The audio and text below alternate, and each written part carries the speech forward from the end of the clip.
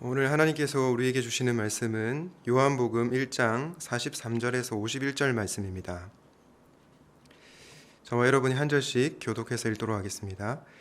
이튿날 예수님께서 갈릴리로 나가려 하시다가 빌립을 만나 이르시되 나를 따르라 하시니 빌립은 안드레와 베드로와 한 동네 벳세다 사람이라. 빌립이 나다나엘을 찾아 이르되 모세가 율법에 기록하였고 여러 선지자가 기록한 그 일을 우리가 만났으니 요셉의 아들 나사렛 예수니라. 나다나엘이 이르되 나사렛에서 무슨 선한 것이 날 수 있느냐. 빌립이 이르되 와서 보라 하니라. 예수께서 나다나엘이 자기에게 오는 것을 보시고 그를 가리켜 이르시되 보라, 이는 참으로 이스라엘 사람이라. 그 속에 간사한 것이 없도다. 나다나엘이 이르되 어떻게 나를 아시나이까. 예수께서 대답하여 이르시되 빌립이 너를 부르기 전에 네가 무화과 나무 아래에 있을 때에 보았노라. 나다나엘이 대답하되 랍비여, 당신은 하나님의 아들이시오. 당신은 이스라엘의 임금이로소이다. 예수께서 대답하여 이르시되 내가 너를 무화과 나무 아래에서 보았다 하므로 믿느냐. 이보다 더 큰 일을 보리라. 또 이르시되 진실로 진실로 너희에게 이르노니 하늘이 열리고 하나님의 사자들이 인자 위에 오르락내리락 하는 것을 보리라 하시니라. 아멘. 오늘은 모든 것이 은혜입니다 라는 제목으로 하나님 말씀을 나누도록 하겠습니다. 여러분, 유명한 기독교 저자인 C.S. 루이스를 아마 아실 겁니다. 한 번은 들어보셨으리라 생각합니다. 순전한 기독교라는 책을 쓴 분이고요. 또 대중적으로 유명한 나니아 연대기의 저자이기도 합니다. 한 번은 누군가가 이분에게, C.S. 루이스에게 이런 질문을 했습니다. 선생님, 기독교와 다른 종교의 차이점이 무엇입니까? 기독교와 타 종교의 차이점이 무엇입니까? 이 질문 앞에서 C.S. 루이스가 이렇게 답했습니다. 은혜밖에 더 있나요? 그렇습니다, 여러분. 다른 종교와 기독교의 핵심적인 차이점은 바로 은혜입니다. 그래서 기독교는 은혜의 종교입니다. 여러분, 은혜가 무엇입니까? 제가 여러 번 은혜에 관한 정의를 말씀드렸지만 너무나 중요한 정의이기에 한 번 더 말씀을 드리면, 은혜란 하나님의 값없이 베푸시는 호의입니다. 예수님을 믿지 않는 분들, 교회에 출석하지 않는 그런 분들의 언어로 풀면 선물이라고도 할 수 있겠습니다. 그래서 기독교는 선물의 종교이기도 합니다. 그러나 반면에 다른 종교는 선물의 종교, 은혜의 종교가 아니라 노력과 대가의 종교라고 할 수 있겠습니다. 여러분, 잘 한번 생각해 보십시오.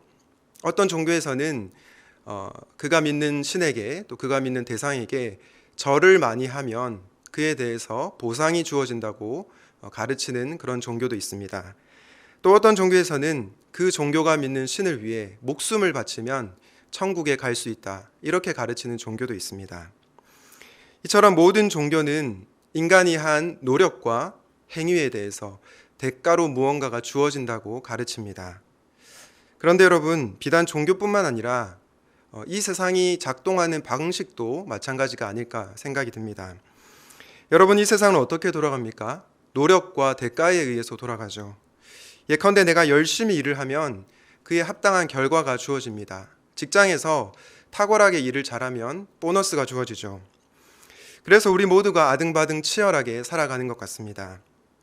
물론 저는 노력이 나쁘다고 말씀드리고 싶지 않습니다. 노력은 너무나 중요하고요. 또 우리가 수고해서 또 땀을 흘려서 받는 대가는 너무나도 귀하고 아름다운 것입니다. 중요한 것은 노력을 하는 것과 노력을 해서 구원을 받는 것을 우리가 구분해야 한다는 것입니다. 만약 우리가 우리의 행위로, 우리의 노력으로 구원을 받는다고 한다면 우리는 예수님의 그 십자가를 너무나 값싸게 여기게 되는 것일 겁니다. 또한 우리는 노력을 하는 것과 노력을 해서 나를 드러내는 것을 구분할 수 있어야 됩니다. 만약 우리의 노력으로 나의 존재를 증명하려고 할 때 우리 자신은 하나님의 영광 대신 나의 영광을 드러낼 수 있다는 것입니다. 그러므로 우리는 은혜로 돌아가야 합니다. 무엇보다 은혜를 붙잡아야 합니다. 오늘 설교 후에 헌신 찬양으로 오직 주의 은혜로라는 찬양을 부를 텐데요. 그 찬양의 가사에 보면 이런 가사가 있습니다. 살아가는 동안 은혜로만 살리. 저는 이 찬양의 가사의 고백이 우리가 찬양 부를 때 그 고백만이 아니라 우리의 삶의 중심이 고백이 되면 좋겠습니다. 그렇다면 사랑하는 여러분, 우리는 은혜를 어떻게 경험할 수 있습니까? 요한복음 1장 17절 말씀을 통해서 알 수 있는데요. 요한복음 1장 17절 말씀을 제가 한번 읽도록 하겠습니다. 율법은 모세로 말미암아 주어진 것이요 은혜와 진리는 예수 그리스도로 말미암아 온 것이라. 여러분, 은혜가 누구로 말미암아 온 것이라고 하고 있습니까? 바로 예수님으로 말미암아 온 것이다라고 얘기하고 있습니다. 그렇기 때문에 우리가 은혜를 알려면 예수님을 알아야 하고 예수님을 만나야 하는 것입니다. 예수님이 어떤 분이신지를 알고 예수님이 어떠한 일을 행하셨는지를 알 때 우리는 은혜를 경험할 수 있다는 것입니다. 그래서 오늘 본문에 나타난 예수님을 소개하려고 합니다. 오늘 본문에 나타난 예수님, 그분은 어떤 분이십니까? 첫 번째로 예수님은 나를 먼저 불러주시는 분이십니다. 요한복음 1장 43절입니다. 이튿날 예수께서 갈릴리로 나가려 하시다가 빌립을 만나 이르시되 나를 따르라 하시니. 예수님께서 갈릴리로 가시는 길에 이 빌립을 만났는데요. 이 구절을 얼핏 보면 예수님과 빌립이 우연히 만난 것 같습니다. 그러나 그렇지 않습니다. 빌립이 12제자 가운데 속한 것을 생각할 때에 이 예수님과 빌립의 만남은 결코 우연이 아니었습니다. 여러분, 노래의 가사 있지 않습니까? 우리 만남은 우연이 아니야. 그런 가사처럼 예수님과 빌립의 만남은 결코 우연이 아니었습니다. 주님은 빌립을 만나고자 작정하셨습니다. 그리고 빌립을 만나서 나를 따르라 말씀하시는 것입니다. 그런데 여러분, 이 빌립은 어떤 자였습니까? 우리가 요한복음에 나온 빌립의 모습을 한번 살펴보고 싶은데요. 요한복음 6장 5절에서 7절 말씀을 보도록 하겠습니다. 예수께서 눈을 들어서 큰 무리가 자기에게로 모여드는 것을 보시고 빌립에게 말씀하셨다. 우리가 어디에서 빵을 사다가 이 사람들을 먹이겠느냐? 예수께서는 빌립을 시험해 보시고자 이렇게 말씀하신 것이었다. 예수께서는 자기가 하실 일을 잘 알고 계셨던 것이다. 빌립이 예수님께 이렇게 대답하였다. 이 사람들에게 모두 조금씩이라도 먹게 하려면 빵 200데나리오너치를 가지고서도 충분하지 못합니다. 여러분 잘 아시는 것처럼 요한복음 6장은 오병이어 기적 사건이 나오고 있는 본문인데요. 수많은 사람들이 모이자 예수님께서 빌립에게 이 많은 사람들을 어떻게 먹이겠냐 이렇게 질문하십니다.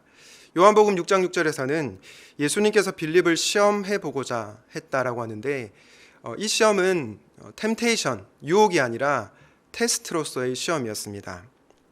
그런데 빌립이 뭐라고 대답합니까?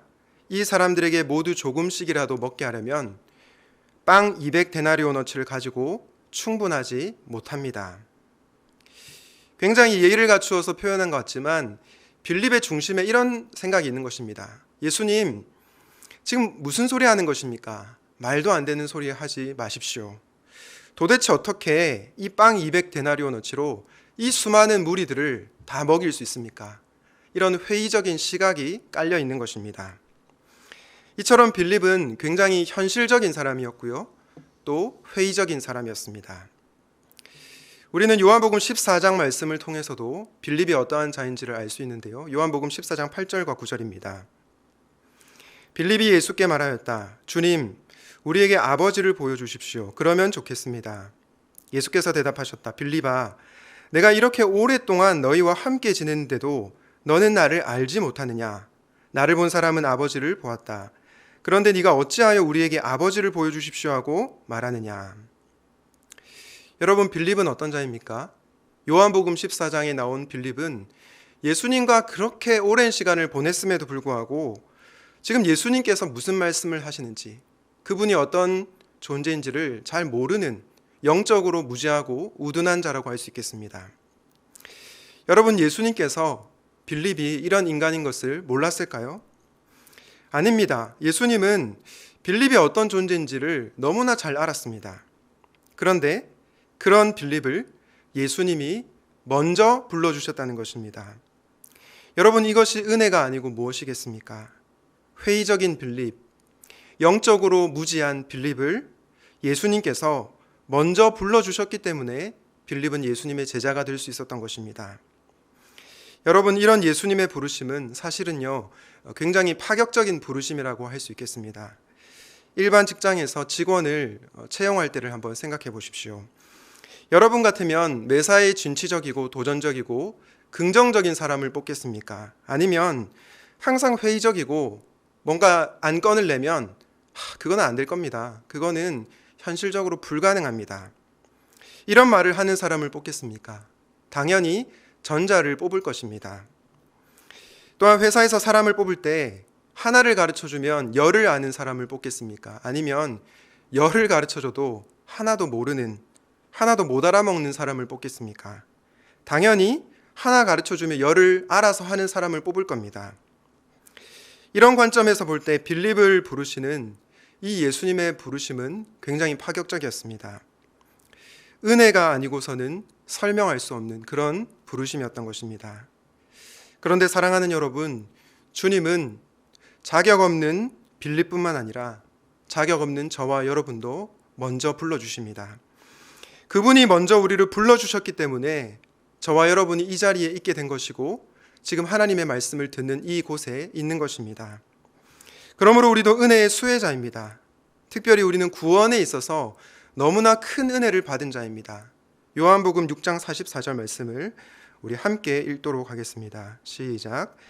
나를 보내신 아버지께서 이끌지 아니하시면 아무도 내게 올 수 없으니 오는 그를 내가 마지막 날에 다시 살리리라.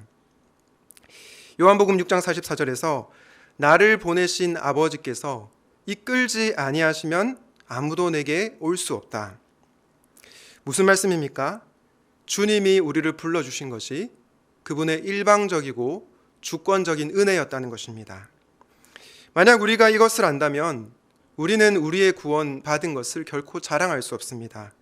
자격 없는 나를 구원해 주신 하나님의 은혜, 그리고 나를 불러주신, 제자로 삼아주신 그 은혜를 기억하며 살아갈 것입니다. 주 안에서 사랑하는 샘물 성도 여러분, 사랑하는 청년 여러분, 여러분은 예수님께서 여러분을 먼저 불러주셨다는 것을 기억하고 있습니까? 혹시라도 그 은혜를 망각하고 살았다면 다시 한번 나를 먼저 불러주신 예수님, 그 예수님의 은혜를 기억할 수 있기 바랍니다. 그리고 그 은혜에 감격하여 살아가시기를 우리 주님의 이름으로 축복합니다. 우리는 예수님으로 말미암아 은혜를 경험한다라는 말씀을 듣고 있습니다. 두 번째로 은혜 주신 예수님은 어떤 분이십니까? 바로 나보다 나를 잘 아시는 분이십니다. 예수님은 내가 나를 아는 것보다 그분이 나를 더 잘 아신다는 것입니다. 요한복음 1장 45절에 보면 빌립은 나다나엘을 찾아가 예수님을 전도하고 있습니다. 모세가 율법에 기록하였고 여러 선지자가 기록한 그 메시아가 바로 나사렛 예수다라고 얘기합니다. 이에 나다나엘이 어떻게 반응합니까? 나사렛에서 무슨 선한 것이 날 수 있느냐? 쉽게 얘기해서 촌동네에서, 촌구석에서 무슨 메시아가 날 수 있단 말입니까? 라는 대답을 하고 있는 것입니다.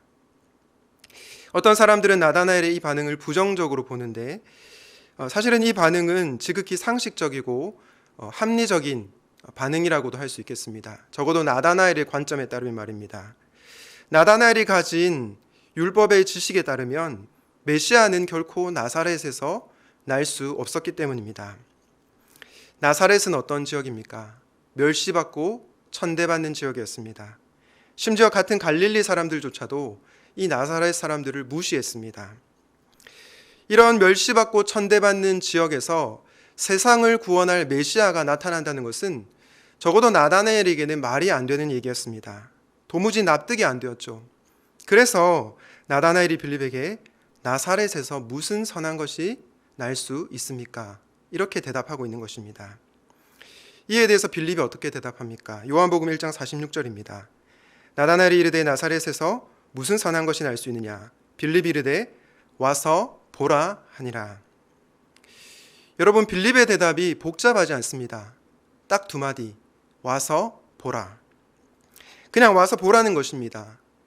여러분, 빌립이 어떻게 이런 말을 할 수 있었을까요? 빌립이 성경 지식이 많아서 교리를 체계적으로 알고 있어서 그런 것일까요? 그렇지 않습니다. 빌립은 예수님을 만난 그 확신과 감격 가운데 와서 보라. 와서 보게 되면 나다나엘 너도 알게 될 것이다. 그렇게 예수님을 소개하고 있는 것입니다. 이 확신에 이끌렸던 나머지 나다나엘은 예수님께로 나아갑니다. 그때 예수님께서 나다나엘에게 이렇게 말씀하시죠. 그 속에 간사한 것이 없구나.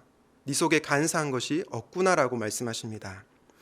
그러자 나다나엘이 매우 놀라면서 대답하고 있는데요. 요한복음 1장 48절을 한번 보겠습니다. 나다나엘이 이르되 어떻게 나를 아시나이까? 예수께서 대답하여 이르시되 빌립이 너를 부르기 전에 네가 무화과 나무 아래 있을 때에 보았노라. 나다나엘이 그 속에 간사한 것이 없다. 그 예수님의 말씀을 듣고 깜짝 놀랐습니다. 예수님이 자신이 누구인지를 너무나 정확하게 알고 있었던 것입니다. 그래서 예수님, 어떻게 나를 아십니까? 어떻게 저를 아시나이까? 라고 질문하고 있는 것입니다. 그때 예수님께서 이렇게 말씀하십니다. 네가 무화과 나무 아래 있을 때에 보았다. 여러분, 무화과 나무 아래 있을 때에 이 말은 어떤 뜻일까요? 이 말씀은 무화과 나무 아래라는 뜻은 랍비들이 주로 율법을 연구하는 자리였습니다. 따라서 무화과 나무 아래 있을 때라는 말은 율법을 연구하고 있을 때에, 율법을 묵상하고 있을 때에 그런 뜻인 것입니다. 나다나엘은 성경에 대한 온전한 지식, 예수님에 대한 바른 지식이 없었지만 성경을, 하나님의 말씀인 율법을 진지하게 연구하는 자였습니다. 오실 메시아를 고대하면서 진리를 간절히 찾고자 하는 구도자였던 것입니다. 당시 권력에 빌붙어서 자기 밥그릇을, 자기 입속을 챙기려는 타락한 종교 지도자들과는 차원이 다른, 결이 다른 인물이었습니다. 그런 나다나엘을 주님이 아시고 네 속에 간사한 것이 없구나라고 말씀하신 것입니다. 나다나엘은 자신을 아시는 그 예수님, 자신을 아는 예수님을 만나고 나서 깜짝 놀랐습니다. 그래서 어떻게 나를 아십니까? 라고 질문하고 있는 것입니다. 여러분, 예수님은 어떻게 나다나엘을 아셨을까요? 이유는 예수님께서 단순히 사람이 아니라 창조주 하나님이시기 때문입니다. 나다나엘을 지으신 분이 예수님이시기 때문입니다. 요한복음 1장 10절 말씀입니다. 그가 세상에 계셨으며 세상은 그로 말미암아 지은 바 되었으되 세상이 그를 알지 못하였고. 요한복음 1장 10절에서 무엇이라고 얘기합니까? 세상은 그로 말미암아 지은 바 되었습니다. 여기서 그는 예수님을 가리킵니다.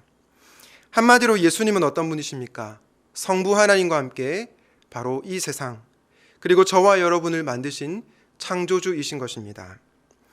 예수님께서 나다나엘을 만드셨기 때문에 나다나엘을 모를 리가 없죠. 그래서 그의 중심과 생각과 마음을 꿰뚫어 보시고 네 속에 간사한 것이 없구나라고 말씀하신 것입니다. 우리 주님이 나를 아신다는 것을 굉장히 잘 보여주는 시편 139편이 있는데요. 시편 139편 1절부터 3절 그리고 16절부터 17절을 한번 보도록 하겠습니다. 주님께서는 나를 샅샅이 살펴보셨으니 나를 환히 알고 계십니다. 내가 앉아 있거나 서 있거나 주님께서는 다 아십니다. 멀리서도 내 생각을 다 알고 계십니다. 내가 길을 가거나 누워 있거나 주님께서는 다 살피고 계시니 내 모든 행실을 다 알고 계십니다. 우리 16절과 17절 말씀 같이 한번 읽도록 하겠습니다. 가정에서 예배를 드리신 분들도 소리내서 한번 16절과 17절을 읽도록 하겠습니다. 시작. 나의 형질이 갖추어지기도 전부터 주님께서는 나를 보고 계셨으며 나에게 정하여진 날들이 아직 시작되기도 전에 이미 주님의 책에 다 기록되었습니다. 하나님, 주님의 생각이 어찌 그리도 심오한지요, 그 수가 어찌 그렇게도 많은지요. 우리가 예배 전에 찬양 때 나보다 나를 잘 아시는 주님, 그 찬양을 부른 그 가사의 중심이 되는 그런 성경 말씀입니다. 시편 기자의 고백이 어떠합니까? 주님이 나를 환히 아신다라고 말씀하고 있습니다. 어디에 있든지 무엇을 하든지 어떠한 상황에 처해 있든지 나를 아신다 말씀하시고 있습니다. 심지어 나의 형질이 갖추어지기 전부터, 내 모습이 만들어지기 전부터 나를 보셨다라고 말씀하고 있습니다. 그래서 시편 저자는 주님의 생각이 어찌 그리도 심오한지요 라고 주님을 찬양하고 있는 것입니다. 주 안에서 사랑하는 여러분, 예수님은 어떤 분이십니까? 나보다 나를 잘 아시는 분이십니다. 내 이름을 아시고 내 존재를 아시는 분이 우리 예수님이십니다. 여러분, 때로 살면서 내가 누구인지 모르겠다, 그런 생각 한 번쯤 해보지 않으셨습니까? 내가 나를 잘 안다고 생각했는데 어떤 사건을 경험하면서, 어떤 어려운 일을 경험하면서 내가 나를 잘 모르겠다, 그런 생각 한 번쯤은 해보셨을 거라 생각합니다. 그때 우리는 공허함을 느끼죠. 마음의 헛헛함을 느낍니다. 그동안 뭔가 열심히 사는 것 같은데 내가 뭐 한 거지? 라는 생각이 들기도 합니다. 그래서 지난주에 장 목사님께서 말씀을 전한 것처럼 내가 누구인지를 아는 것이 너무나 중요하다는 것입니다. 나의 정체성을 분명하게 할 때 흔들리지 않고 살아갈 수 있다는 것입니다. 그런데 여러분, 예수님은 나보다 나를 잘 아십니다. 내가 지금 무슨 생각을 하는지, 내가 어떤 감정을 느끼고 있는지, 내가 나를 몰라도 우리 주님은 다 아신다는 것입니다. 그게 바로 은혜입니다. 전능하신 창조주 하나님이신 예수님이 보잘것없는 나를 아시고 나에게 깊은 관심이 있으시다는 것, 그게 바로 은혜라는 것입니다. 우리가 고단한 인생길을 걸어가면서 힘든 이유가 무엇입니까?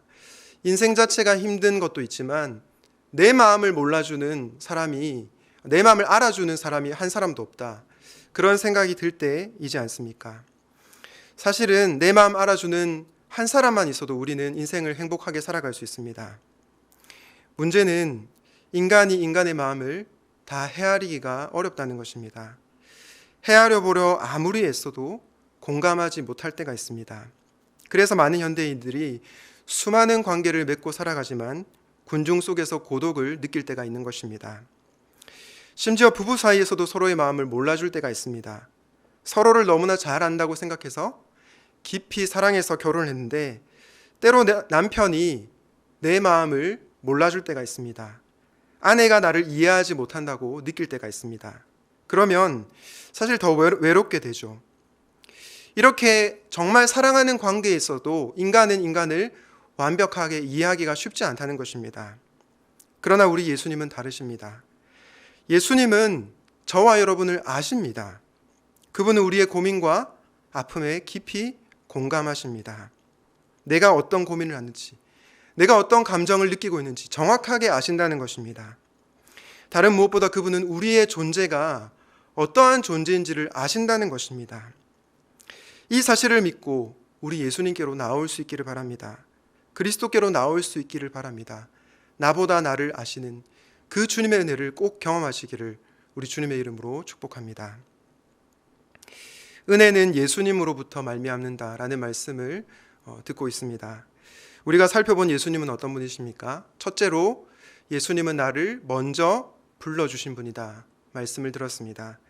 그리고 두 번째로 예수님은 나보다 나를 잘 아시는 분이다 말씀을 들었습니다. 마지막으로 오늘 본문에 나타난 예수님은 어떤 분이십니까? 바로 하나님과 나를 연결하는 분이십니다. 여러분, 우리가 어떻게 하나님과 연결될 수 있었을까요? 사실 거룩하신 하나님과 거룩하지 못한 우리가 연결되는 것은 불가능했습니다. 그런데 그것을 가능케 하신 분이 계시죠. 바로 은혜와 진리가 충만하신 예수님이십니다. 예수님의 십자가 은혜로 말미암아 우리가 하나님과 연결되게 된 것입니다. 자신을 아는 예수님께 깜짝 놀란 나다나엘이 랍비여, 당신은 하나님의 아들이시오 이스라엘의 임금입니다 라고 고백했습니다. 그 고백 앞에 예수님께서 뭐라고 답변하십니까? 요한복음 1장 50절 말씀을 보겠습니다. 예수께서 대답하여 이르시되 내가 너를 무화과 나무 아래에서 보았다므로 믿느냐? 이보다 더 큰 일을 보리라. 무슨 말씀이죠? 나다나엘아, 네가 무엇을 믿든 무엇을 상상하든 그 이상을 보게 될 것이다 라고 말씀하는 것입니다. 이전에 경험하지 못했던 놀라운 하나님의 사건을 경험하게 될 것이라는 뜻입니다. 여러분, 여기서 이보다 더 큰 일, 이것은 무슨 의미일까요? 51절에 나오는 내용과 연결되는데 예수님을 통해서 하나님의 계시가 전해지는 것을 의미합니다. 요한복음 1장 51절 말씀입니다. 또 이르시되 진실로 진실로 너희에게 이르노니 하늘이 열리고 하나님의 사자들이 인자 위에 오르락 내리락 하는 것을 보리라 하시니라. 여기서 진실로 진실로라는 말은 아멘, 아멘 이런 뜻인데요. 그렇게 될지어다, 그렇게 될지어다 이런 뜻입니다. 쉽게 얘기해서 하나님의 약속의 말씀이 반드시 이루어진다는 것입니다. 그런데 그 이루어질 말씀이 어떤 것입니까? 51절 하반절에 보니까 하늘이 열리고 하나님의 사자들이 인자 위에 오르락 내리락 하는 것임을 알 수 있습니다. 여러분, 이 요한복음 1장 51절 말씀을 보면서 떠오르는 구약 성경의 본문이 있지 않습니까? 맞습니다. 바로 창세기 28장입니다. 창세기 28장에 보면 야곱이 형 에서의 살해 위협을 피해서 삼촌 라반의 집으로 갑니다. 그러다가 잠이 들게 됩니다. 잠이 들었는데 야곱이 꿈속에서 환상을 보게 되는데요. 어떤 환상입니까? 사다리가 있는데 그 사다리가 하늘 꼭대기에 닿았고 하나님의 사자들이 그 위에서 오르락 내리락 이렇게 하는 환상을 보게 됩니다. 이후 야곱은 잠에서 깨어나서 이렇게 고백합니다. 주님이 여기 계셨는데 내가 몰랐구나. 그리고 그곳을 바로 하나님을 만난 장소인 베델이라고 합니다. 베델은 여러분 잘 아시는 것처럼 하나님의 집이란 뜻입니다. 야곱은 그의 일생에 찾아오신 하나님을 만나는 놀라운 은혜를 경험하게 된 것입니다. 그렇다면 여러분, 야곱이 만난 하나님을 우리는 어떻게 만날 수 있습니까? 바로 예수님을 통해서 만날 수 있습니다. 우리가 하나님께로 올라갈 수 없기에, 하나님과 연결될 수 없기에 바로 예수님께서 이 땅 가운데 내려오시고 십자가에서 죽으심으로 말미암아 하나님과 내가 연결되게 된 것입니다. 사랑하는 여러분, 예수님은 어떤 분이십니까? 예수님은 하나님과 우리를 연결하는 사다리이십니다. 이 예수님으로 말미암아 우리는 하나님을 만나게 됩니다.